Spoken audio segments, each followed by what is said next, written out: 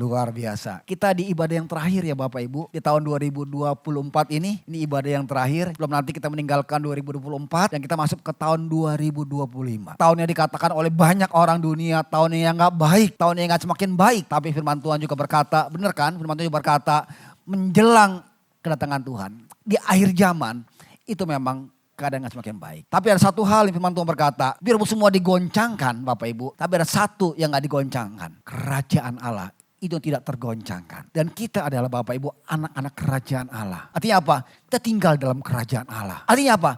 Kita tidak tergoncangkan Bapak Ibu. Mungkin semua akan digoncangkan. Tapi kalau kita bilang kita anak-anaknya Allah. Dan kita tinggal dalam kerajaan Allah. Percayalah kita tidak akan digoncangkan. Orang boleh tergoncang. Kiri kanan boleh tergoncang. Tapi kita akan tetap tinggal. Kenapa? Sebab kita tinggal dalam kerajaan Allah. Sebab kita lah anak-anaknya Allah. Amin. Sebab anak Allah sudah turun ke dunia. Dia turun ke dunia untuk menjadi terang. Terang yang membawa kehidupan. Terang yang membawa perubahan. Ini menjadi judul khotbah saya. Bahwa terang membawa perubahan dalam kehidupan kita. Tuhan datang ke dunia. Bukan untuk dia melihat ciptaannya Tuhan. Bukan untuk dia mengontrol, menginspeksi ciptaan Tuhan. Tapi dia datang untuk membawa perubahan. Sebab dia datang sebagai terang. Firman Tuhan berkata Bapak Ibu di Yohanes 8 ayat 12. Maka Yesus berkata kepada banyak orang. Banyak orang pada kita semua saat ini Bapak Ibu. Ya, gak hanya pada saat waktu dia berkata. Tapi saat itu juga perhatikan dia berkata kepada kita semua. Ya, akulah terang dunia. Barang siapa mengikuti aku, ia tidak akan berjalan dalam kegelapan. Melainkan ia akan mempunyai terang hidup. Kalau kita bilang kita ikut dia, dunia boleh gelap Bapak Ibu. Tapi kita tidak berjalan dalam kegelapan. Amin.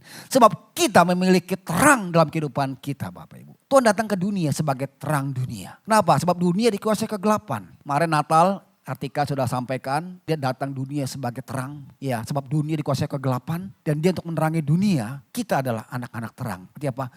Terang itu ada dalam kehidupan kita. Harusnya kita tidak lagi berjalan dalam kegelapan. Sebab sudah ada terang dalam hati kita. Firman Tuhan berkata, dia terang.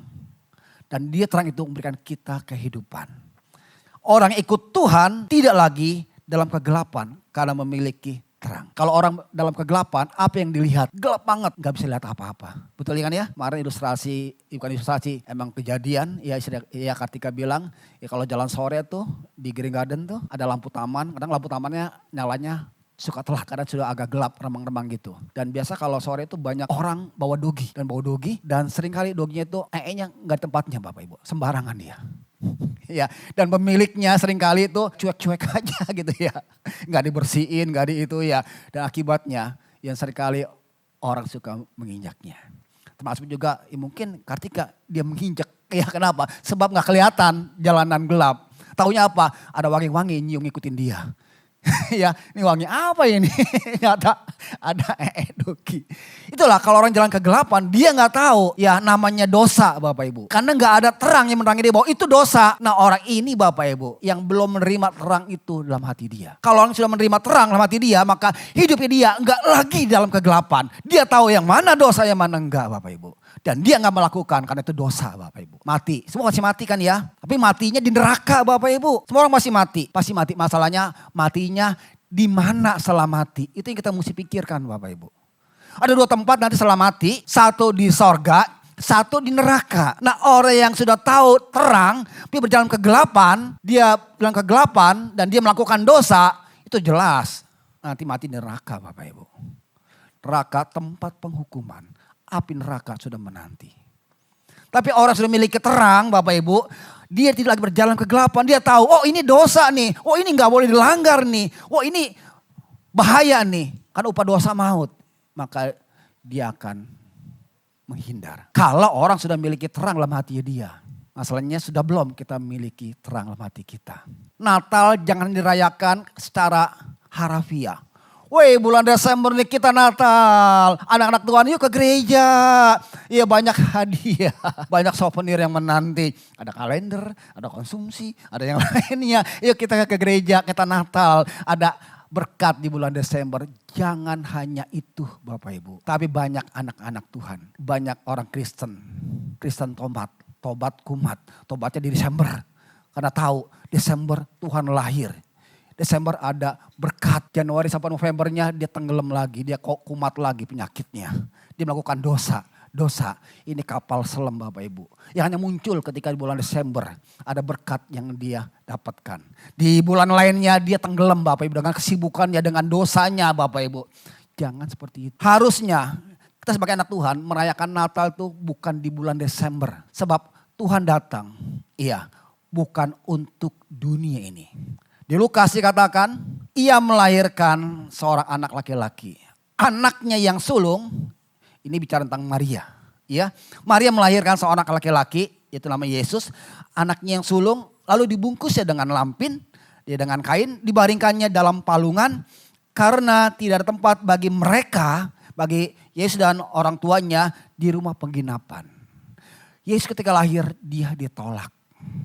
Memang Tuhan lahir bukan untuk dunia. Dunia emang dalam kegelapan dan Tuhan lahir bukan untuk dunia Bapak Ibu. Tapi Tuhan lahir untuk tempat, untuk orang-orang yang berdosa. Tuhan akhir tetap lahir. Di mana? Di kandang domba. Bapak Ibu tahu kandang? Kandang binatang? Pernah mungkin ke tempat pegunungan. Ya ada kuda, ada kandangnya. Ada hewan kambing, ada kandangnya. Bagaimana keadaannya? Pasti gak baik. Kotor, pasti ada nya gitu. Yang mungkin dibersihin sama petugasnya, pasti dibiarin aja Bapak Ibu. Betul kan ya? Nah itulah kandang. Tapi Tuhan lahir di situ. Bahkan Tuhan lahir bukan di ranjang, di palungan. Bapak Ibu tahu palungan? Tempat makanan hewan. Pasti jerami, pasti rumput, ya pasti yang lainnya, dedak segala itu ya. Nah itulah. Tapi disitulah Tuhan lahir. Itulah melambangkan bahwa Tuhan lahir, siap lahir di hati-hati yang kotor, yang berdosa. Tuhan datang gak untuk dunia, tapi Tuhan datang untuk setiap kita bilang, saya orang yang berdosa. Saya orang yang, Tuhan saya orang jijikan, tolong datang hati saya. Nah Tuhan mau hadir di hati orang yang berdosa. Untuk apa? Supaya kehidupannya itu dia diterangi Tuhan. Dan tidak lagi tinggal dalam dosa Bapak Ibu. Tidak berjalan kegelapan, tapi dia berjalan dalam terangnya Tuhan, dalam kasih anugerah Tuhan. Dan nanti setelah meninggal dia tahu ada kekal sorga yang menanti. Hidup kita gak selamanya dalam dunia ini. Tapi nanti setelah kehidupan, setelah kita mati kematian ada dua tempat, sorga atau neraka. Ini yang paling sangat-sangat Bapak kita perhatikan. Kekal selama-lamanya. Sorga bersama dengan Tuhan. Neraka penghukuman bersama dengan iblis. Yang menentukan saat inilah kita hidup. Dan Tuhan perlu datang ke dunia Bapak Ibu. Untuk apa? Untuk membawa kita tidak tinggal nanti dalam neraka, tapi tinggal bersama dengan Tuhan di sorga. Tapi bagi orang yang sudah menerima dia dalam hatinya, ya maka dia akan terangi kehidupan. Maka dia gak tinggal lagi dalam kegelapan. Dia akan tahu yang mana dosa, yang mana enggak. Maka dia akan menyingkir dari dosa Bapak Ibu. Tahun 2025, iya dunia emang semakin baik. Akhir zaman sedang terjadi. Kasih semakin luntur. Dunia semakin jahat. Perang di mana-mana. Bencana alam sedang terjadi. Orang semakin jahat. Belum lama PP saya dipakai sama orang ya untuk ya perbuatan yang gak baik. Ada kawan saya bilang, lu WA gue ya? Kenapa? Iya nih, lu ngajak gue bisnis ya? Enggak. Iya nih WA lu nih. Lu ngajak gue bisnis lo. Lu bilang lu punya sepeda Brompton 50 unit ya. Lu hebat banget lu punya Brompton sepeda unit. Tahu harga Brompton berapa sepedanya? Iya 50 jutaan tuh. Punya 50 unit berarti wah saya luar biasa ya. Yang ngajakin join ya supaya gua yang ini ya. Ah itu bukan gua. Ya lu blokir aja itu orang pakai PP gua. Lu gak usah hirauin lah. Bilang seperti itu ya. Orang semakin jahat. Pendeta pun juga dipakai PP-nya. Itu kan kurang ajar ya. Ya, dia gak tahu itu hamba Tuhan tuh dosanya lebih berat. Orang semakin jahat, dia gak pandang menggulung lagi. Dia pokoknya bisa menguntungkan, dia pakai itu Bapak Ibu. Itu dunia semakin jahat. Tapi Tuhan datang untuk memberikan terang dalam hati kita. Sehingga kita memiliki kehidupan. Sehingga kita berjalan gak lagi dalam kegelapan. Tapi berjalan dalam kasih anugerahnya Tuhan. Dunia bilang gak semakin baik, tapi Pak Niko, hamba Tuhan, gembala pembina kita, Bapak rohani kita bilang, tahun 2025 adalah tahun penuaian yang besar. Harvest now. Tidak hanya menuai jiwa-jiwa, tapi kita menuai semua janji dan berkatnya Tuhan. Semua janji Tuhan kita akan tuai, Bapak Ibu. Kita akan terima. Doa kita selama kita bergumul, percayalah di tahun 2025 kita akan tuai Bapak Ibu. Gak hanya kita melihat jiwa-jiwa besar terjadi, ya bertobat terima Tuhan, tapi Semua janji Tuhan, semua pergumulan kita itu Tuhan akan lepaskan. Janji Tuhan, Tuhan akan berikan. Tapi bagi orang-orang yang sudah memiliki terang dalam hatinya, yang tidak lagi berjalan dalam kegelapan, orang yang bersemangat dengan Tuhan. Natal bukan hanya sekedar peristiwa, tapi Natal dari mana? Tuhan hadir dalam hati kita. Kekristenan itu bukan agama. Bedanya apa dengan agama? Kalau agama itu usaha manusia dengan kemampuan dia, dengan kehebatan dia untuk berusaha dia mencari Tuhan. Dengan sembahyang, ya dengan berbagai perbuatan baik untuk supaya dia dekat dengan Tuhan. Tapi Kristenan adalah Tuhan mau hadir di hati yang kita berdosa. Ketika kita bukan hati, kita ikut Tuhan, kita bilang Tuhan hadir dalam hati saya. Maka dia akan hadir. Dia akan memberikan kita terang dalam kehidupan kita. Dan kita nggak lagi dalam kegelapan, tapi kita tinggal dalam kerajaannya terang. Dan terang Tuhan bawa kita kehidupan, Bapak Ibu. Nggak semakin baik. Itulah fokus kita tahun 2025, fokus gereja kita. Yuk be stronger, menjadi semakin kuat. Supaya apa? Supaya kita bisa menuai janji Tuhan. Fokus kita 2025 tinggal budaya kerajaan Allah, tapi kita mempraktekkan budaya Allah dalam kehidupan kita supaya semakin kuat, be stronger. Ada kalender yang itu merupakan fokus kita 2025 untuk kita semakin kuat. Pakai kata apa? Supaya kita bisa menuai janji Tuhan. Karena janji Tuhan, gembala pembina kita bilang itu ya penuaian besar terjadi. Ya be stronger. Kalau kita gak stronger, kita gak kuat, kita akan gak menuai. Nah untuk itulah saya akan sampaikan hari ini bagaimana kita bisa menjadi kuat. Saya mau belajar, kita mau belajar dari orang Majus. Masih tahu orang Majus ya? Orang Majus tuh biasa disampaikan, ceritakan kalau ke Desember tuh. Pasti peristiwa tentang kelahiran Tuhan Yesus. Ada orang Majus. Hari ini kita mau belajar dari orang Majus. Bagaimana mereka ya begitu bersemangat, bergairah dengan kelahiran Yesus. Apa kita belajar dari orang Majus? Yang pertama Bapak Ibu, orang Majus itu mencari Tuhan dengan gigi. Dengan ngotot lah istilah gaulnya. Ya, dikatakan di Matius 2 ayat 1. Sesudah Yesus dilahirkan, jadi Yesus lahir di Bethlehem, di tanah Yudea. Pada zaman Raja Herodes, datanglah orang-orang Majus dari timur ke Yerusalem. Jadi ketika Tuhan lahir, muncul bintang. Dan orang Majus adalah orang-orang astronomi, orang yang ngerti perbintangan. Dan ketika dilihat ada bintang, dan mereka tahu itu bintang tanda lahirnya seorang raja. Maka datanglah mereka dari tempat mereka ke Yerusalem. Mereka timur diperkirakan itu dari Babel. Dan jarak Babel ke Yerusalem itu diperkirakan hampir 1000 kilo. 1000 kilo mereka tempuh Bapak Ibu. Bayangkan mereka tempuh waktu itu gak ada pesawat terbang. Gak ada kendaraan mobil. Mereka tempuh dengan apa? Dengan naik onta Bapak Ibu. Lo bayangkan ya dari Babel ke Yerusalem itu berbulan-bulan mereka naik onta. Dan jalan pun juga naik gunung, turun gunung, padang gurun, hutan belantara. Naik onta, bayangkan Bapak Ibu, berbulan-bulan itu mereka harus lalui. Hanya untuk mencari bayi yang baru lahir. Tapi mereka tahu bayi inilah raja Bapak Ibu. Tapi mereka cari dengan gigi.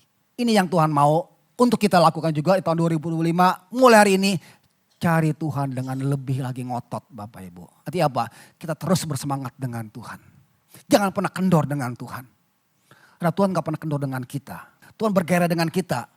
Kalau kita bergairah dengan Tuhan, tetap ngotot dengan Tuhan. Orang Majus hanya melihat bintang, tapi dia bergairah dengan gigi. Dia lewatin tuh berbulan-bulan, padang gurun, hutan belantara, naik onta. Saya gak tahu bagaimana persiapan mereka tuh di perjalanan berbulan-bulan tuh.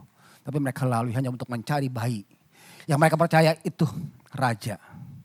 Dikatakan dan bertanya-tanya di manakah dia raja Yahudi yang baru lahir. Iya, kami melihat bintang yang di timur, kami datang untuk menyembah dia. Jadi dengan patokan bintang aja mereka tuh nekat mencari Tuhan. Bintang itu gak tulisan bintang ini, artinya Allah Yesus lahir di Bethlehem. Mereka gak tahu. Mereka hanya lihat bintang itu ada di mana, mereka tuh makanya membuat heboh Yerusalem. Yerusalem gempar ketika mereka datang Bapak Ibu. Ya 3 orang Majus membuat Yerusalem gempar. Sampai akhirnya Raja Herodes tuh mencari tahu siapa yang baru lahir ini Bapak Ibu. Karena 3 orang inilah Bapak Ibu yang buat gempar Yerusalem. Karena dia mencari bayi. Ini yang kita harus lakukan. Mencari Tuhan lagi-lagi membuat orang akan lihat bahwa kita sungguh-sungguh dalam Tuhan. Perlihatan bahwa kita mencari Tuhan dengan sungguh-sungguh. Dengan apa? Kehidupan kita yang gigi ngotot dengan Tuhan. Jangan karena hujan aja udah mendung nih kayaknya. mendung nih, kayak mau hujan nih. Ah gak usah ibadah lah. Ibadah online sama juga ya. Ibadah online aja lah. Kayaknya mendung nih. Baru mendung. ya, udah gak ibadah. Jangan Bapak Ibu ngotot. Orang Majus gak tahu di mana itu lahir bayinya. Hanya malu di bintang. Maka itu Yerusalem gempar karena orang Majus ini mencari bayi Yesus. Ini yang Tuhan mau. Cari dia dengan lebih sungguh-sungguh lagi. Dengan lebih ngotot lagi Bapak Ibu. Amos 5 ayat 4 dikatakan, iya. Beginilah firman Tuhan. Carilah aku maka kamu akan hidup. Siapa yang mau hidup? Puji Tuhan.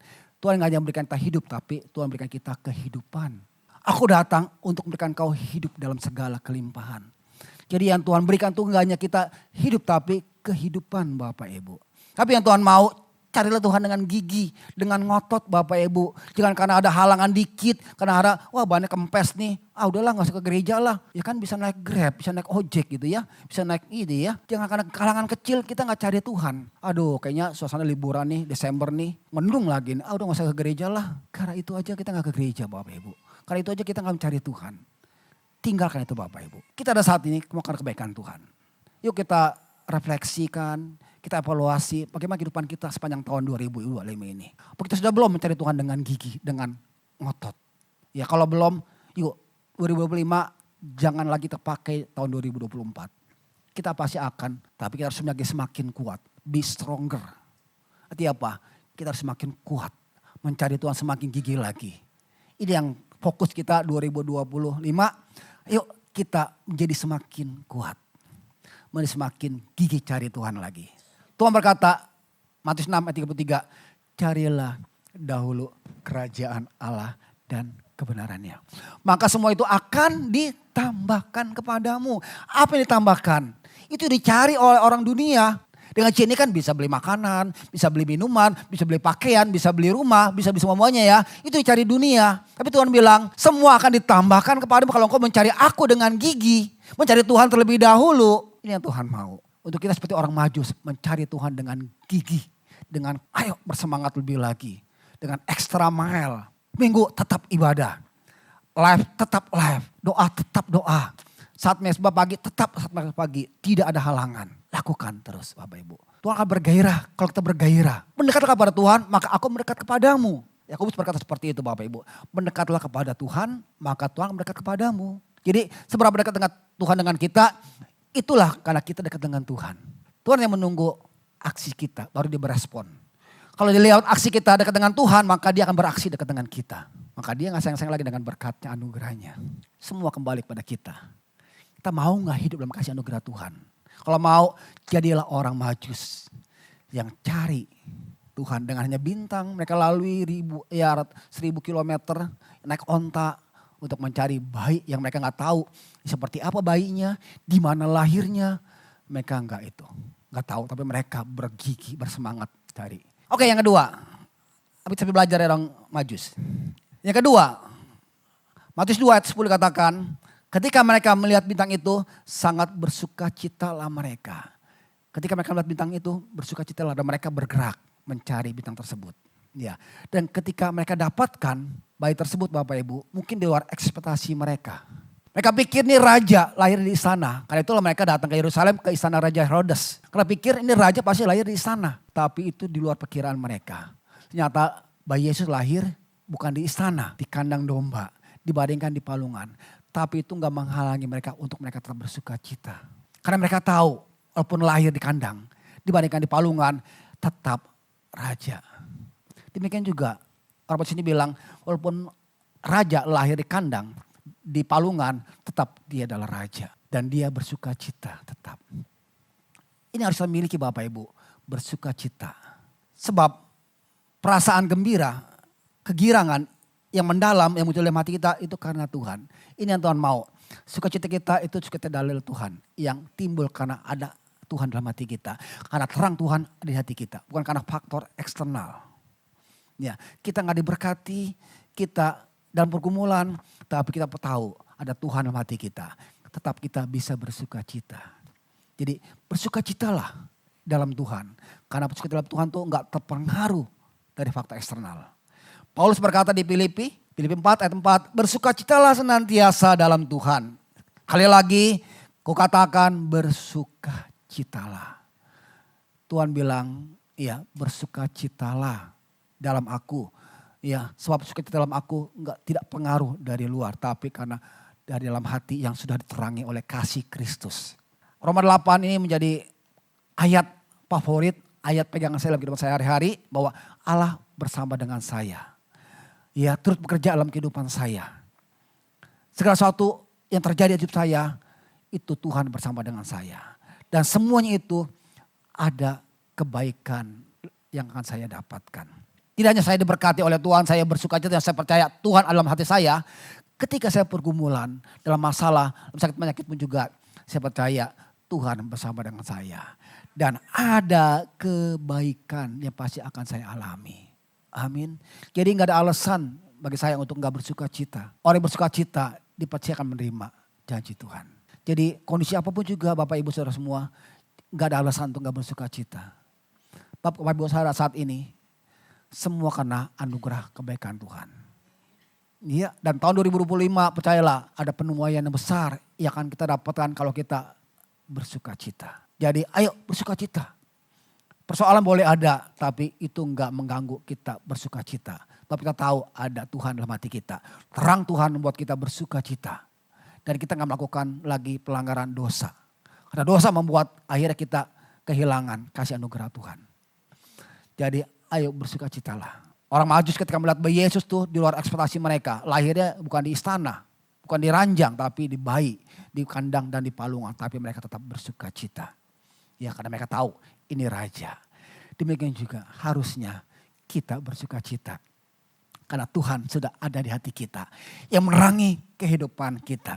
Dan kita tidak lagi tinggal dalam kegelapan. Tapi kita tinggal dalam kasih anugerah dan berkatnya Tuhan. Amin. Jadi yang kedua, respon kita tahun 2005. Ayo tetap bersukacita. Ya, jaga hati kita. Tetaplah gembira. Hati yang gembira adalah obat yang manjur. Ya, hati yang gembira adalah obat yang manjur. Jadi jaga hati kita, tetap gembira, tetap bersukacita. Kemudian yang ketiga, Bapak Ibu, apa respon orang Majus ketika menyambut kedatangan Tuhan? Ya, yang ketiga mereka sujud menyembah. Dikatakan di Matius 2 ayat 11 bagian A. Maka masuklah mereka ke dalam rumah itu, ke kandang itu, di kandang domba. Melihat anak itu Yesus bersama dengan Maria ibunya. Lalu sujud menyembah dia. Orang Majus ketika melihat bayi Yesus ada di kandang domba. Apa yang mereka lakukan? Mereka enggak, ini kok bayi raja kok lahir di kandang domba. Kok bayi kok seperti ini? Kok bayinya kok kecil? Kok enggak ada tanda-tandanya dia raja? Kok enggak bisa apa-apa bayi ini? Enggak seperti itu Bapak Ibu. Tapi apa respon mereka? Mereka sujud menyembah dia. Sujud menyembah dia kalau diartikan cari Google ya artinya sujud menyembah tuh bersimpuh Bapak Ibu. Begini ya. Kemudian mereka dahinya ke lantai. Itu mereka lakukan di bayi Yesus. Bayi yang tidak bisa apa-apa. Bayi yang diem aja. Lahir di kandang, di palungan. Tapi mereka menyembah bayi ini Bapak Ibu. Kan sujud menyembah. Ini respon yang ketiga yang orang Majus. Ini yang Tuhan mau juga. Kita sujud menyembah dia. Tapi Tuhan enggak ada di sini ya. Tapi Tuhan mau sikap hati kita. Hormat, takut, gentar akan Tuhan. Menyembah, sujud menyembah adalah sikap hati yang menunjukkan rasa hormat, takut dan gentar kepada Allah. Ini yang sujud menyembah yang Tuhan mau bagi kita anak-anak Tuhan. Dengan kehidupan kita yang hormat, takut gentar, untuk melakukan dosa, ini yang Tuhan mau. Sikap hati kita, bukan kita sujud menyembah supaya orang lihat, lihat ya gue sembah Tuhan nih, gue sujud nih, berjam-jam nih. Enggak seperti itu, tapi sikap hati kita yang kita hormat, takut dan gentar. Peragakan Bapak Ibu. Paniko bilang untuk kita hidup berintegritas. Sebagai anak Tuhan, kita harus hidup berintegritas. Artinya apa? Ada 2D yang harus kita lakukan. Berintegritas artinya apa? Mendeklar dan mendisplay. Declare dan display Bapak Ibu. Apa declare-nya? Menyatakan bahwa saya adalah anaknya Tuhan. Menyatakan bahwa saya adalah anak Tuhan terang Tuhan, ada hati saya. Kemudian mendisplay, melakukan, memperagakan, mempraktekkan, menyatakan bahwa saya anak Tuhan. Tidak hanya diperkatakan saya anak Tuhan, tapi perbuatan kita, tindakan kita, ucapan kita itu menyatakan bahwa kita anak Tuhan. Dulu waktu saya masih kerja, ya saya pernah kerja di salah satu perusahaan garment, saya bagian promosi. Kita adalah ya gambarnya Allah. Ketika orang melihat Allah, orang melihat kita, maka orang melihat Allah. Apa yang kita peragakan, ya itulah Tuhan. Di mana ada kita, maka ada terangnya Tuhan. Kita mendeklar, kemudian melakukan, mendisplay Bapak Ibu. Ini yang Tuhan mau. Ini yang sujud menyembah yang Tuhan mau. Sikap hati kita yang kita lakukan, ya sebagai bukti kita hormat, takut dan gentar akan Tuhan. Bukan sujud menyembah kita sembah berjam-jam Bapak Ibu supaya orang lihat di tengah jalan gitu. Lihat ya, aku sembah Tuhan ya. Enggak seperti itu, tapi dengan kita mendeklar dan mendisplay. Ini sujud sembah kita kepada Tuhan, sikap kita takut dan gentar dengan Tuhan. Keempat, Bapak Ibu.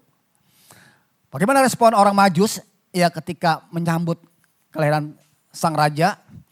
Di bagian B-nya 11B ayat ke Matius 2 pasal 2 ya di garis bawahi, mereka membuka tempat harta bendanya dan persembahkan persembahan kepadanya, kepada Yesus, yaitu emas, kemenyan dan mur. Ketika mereka melihat Yesus ya, apa yang mereka lakukan? Mereka membawa persembahan, yaitu emas, kemenyan dan mur. Ini barang-barang yang berharga di zamannya mereka. Bernilai, berharga. Tapi mereka bawa persembahkan kepada bayi yang tidak bisa apa-apa, yang masih gak ngerti apa-apa. Tapi mereka persembahkan kepada bayi ini. Mereka membawa yang terbaik. Tapi sungguhnya mereka hanya gak membawa yang terbaik. Mereka tahu bahwa persembahan ini merupakan perlambangan daripada sang raja. Emas itu melambangkan kekayaan, keilahian, kebahagiaan dan kemuliaan. Melambangkan bahwa Yesus akan menjadi raja yang agung. Karena itulah mereka persembahkan emas. Karena mereka tahu inilah raja segala raja. Dia layak mendapatkan yang terbaik. Jadi mereka bawa emas karena tahu inilah raja. Penuh dengan kemuliaan, kekayaan, keilahian. Jadi bukan hanya sekedar berharga, tapi mereka tahu maknanya. Bahwa emas ini perlambangan daripada Yesus adalah raja yang mulia. Kemudian kemenyan. Kemenyan itu melambangkan kesakralan, saklar, kebersamaan dengan Tuhan dan kekudusan. Menyan dipakai untuk wangi-wangian, untuk bagian daripada persembahan kepada Tuhan. Ya. Dan ini sering dilakukan juga oleh iblis juga. Banyak pengikut iblis juga melakukan hal sama. Kalau malam Jumat Kliwon tuh masih cium gak bau-bau itu kemenyan. Iya, zaman dulu ada, bahkan di daerah saya pun juga masih ada orang yang melakukan seperti itu. Kalau malam Jumat Kliwon tuh bau kemenyan. Iya, karena mereka mempersembahkan untuk ilahinya mereka. Kemenyan adalah perlambangan daripada kesakralan. Ya, kekudusan bersama dengan Tuhan, melambangkan bahwa Yesus akan menjadi imam yang agung, di mana dia akan membawa kita semua ke hadapan Tuhan. Dia imam, imamat yang rajani, yang bawa kita semua orang-orang yang percaya kepada Tuhan, imam yang agung. Kemudian mur digunakan sebagai minyak urapan bagian dan pembalsaman. Ini melambangkan apa? Bahwa kelak Tuhan akan mati menebus dosa manusia. Jadi emas, kemenyan dan mur bukan hanya barang berharga, tapi merupakan perlambangan daripada siapa itu? Yesus. Dia adalah raja. Dia adalah imam. Dan dia adalah anak domba yang akan dikorbankan. Ini yang diberikan orang Majus. Iya, ketika bayi lahir. Nah pertanyaannya, apa yang kita bawa kepada Tuhan? Apa yang kita persembahkan kepada Tuhan? Ketika bilang Tuhan sudah hadir dalam hati kita. Tahun 2025 apa yang kita lakukan? Korban apa yang kita bawa? Emas, kemenyan dan mur? Tuhan gak perlu uang kita. Tuhan gak perlu harta kita. Tuhan semuanya miliknya dia.